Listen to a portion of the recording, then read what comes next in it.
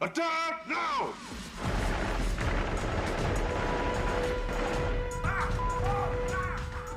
AK-47, tanks और missiles, इन सब का कोई फायदा नहीं हुआ।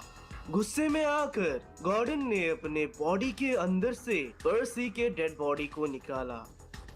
ये देख कैप्टन समझ गए कि आखिर गॉर्डन का इरादा क्या है और तुरंत उन्होंने अपनी सेना को सावधान किया। Ambush! Ambush! वो पर्सी को फेंक रहा है।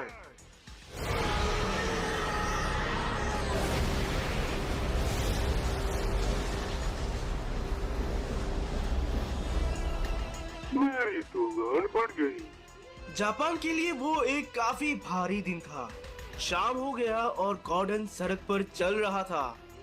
ये एक बहुत ही शेमफुल सिनेरियो था जापान के लिए, क्योंकि सीना चौड़ा करके उन्होंने हिट लॉजिस्टिक्स के मेंटेनेंस की जिम्मेदारी को उठाया था। एंड अनफॉर्चुनेटली हिट लॉजिस्टिक्स तो बर्बाद हुआ ही, साथ ही अब जापान के लोग बहुत बड़े खतरे में पड़ गए।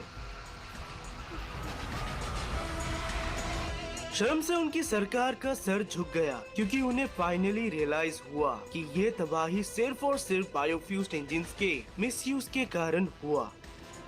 फिलहाल गॉर्डन को रोकना उनका मेन पर्पस था, जिसके लिए एक बैठक बिठाया गया और फाइनली एक प्लान तैयार किया गया।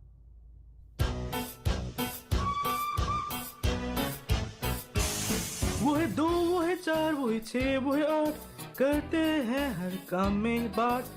लाल हरे भूरे नीले सबके सब है जोशीले, सब करते हैं अपना काम, चाहे पास हो या फिर दूर मकाम।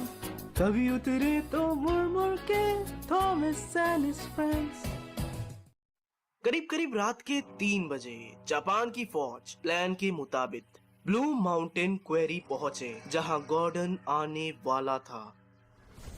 गॉर्डन वहां सिर्फ और सिर्फ सभी बिल्डिंग्स को तबाह करने आ रहा था, क्योंकि ब्लू माउंटेन क्वेरी में 2 काम होते हैं।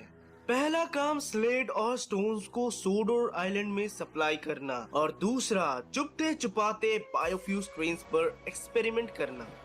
कुछ ही मिनटों में फाइनली गॉर्डन स्पॉट पर पहुंच गया।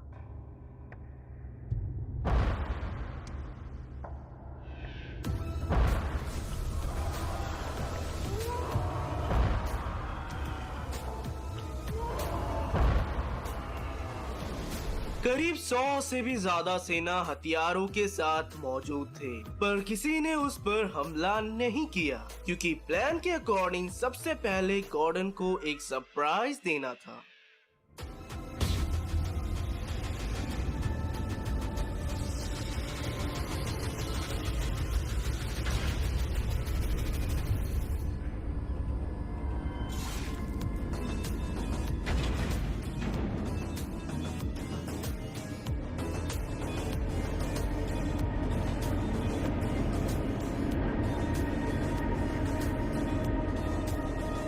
ये सरप्राइज और कोई नहीं बल्कि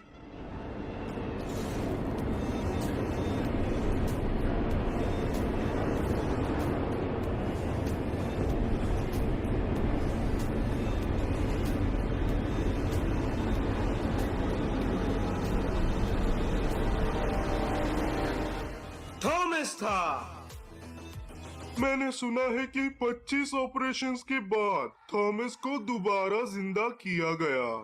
ये कहीं से वो थॉमस नहीं दिखता जिसे मैं जानता था। ये वाला थॉमस ना ही इंजन था और ना ही एक इंसान। ये एक अजीब सा ही क्रिएचर बन गया जिसे शब्दों में बयां करना मुश्किल है।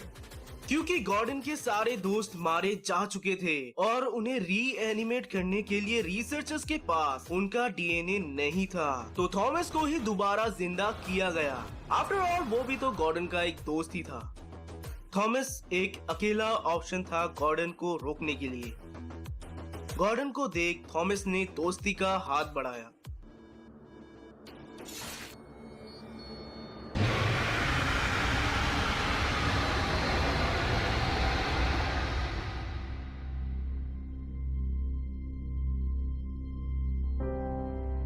अचानक गॉर्डन को अपना दोस्त थॉमस दोबारा याद आया और फिर उसने भी दोस्ती का हाथ बढ़ाया।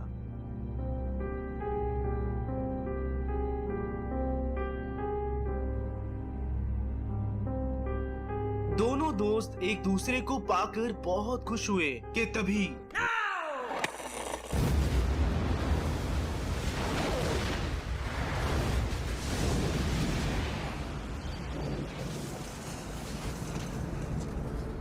जापान के पहाड़ों में कुछ ऐसा छुपा था जो फाइनली रिवील होने जा रहा था। ये एक जायंट बायोफ्यूज्ड पत्थर था जिसे हथियार की तरह इस्तेमाल करने के लिए बनाया गया।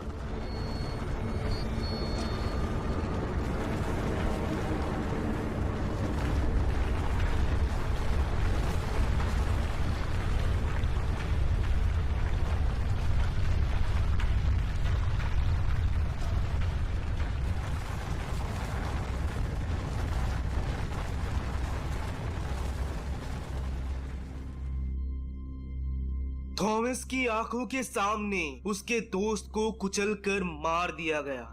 उसे थोड़ा भी अंदाजा नहीं था कि गॉर्डन के सामने उसे बस इसीलिए लाया गया ताकि कुछ मिनटों तक गॉर्डन रुक जाए बिना कोई मूवमेंट किए।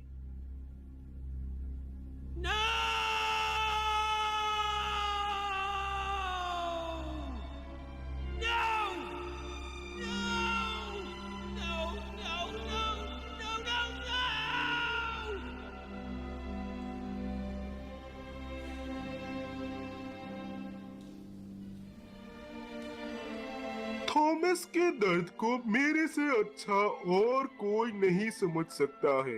बेचारे के साथ बहुत बुरा हुआ। प्लान के मुताबिक गॉर्डन खत्म, प्रोजेक्ट G1 खत्म।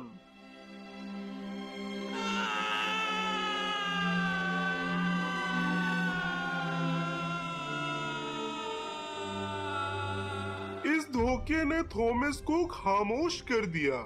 बहुत ट्रस्ट करके गॉर्डन के सामने दोस्ती के लिए वो आया था। इन सब को देखते हुए मैं ये कह सकता हूँ कि मैं ही उसका एक लौता दोस्त हूँ। मैं कभी उसे अकेला नहीं छोड़ता। मैं हमेशा बोलता हूँ कि मैं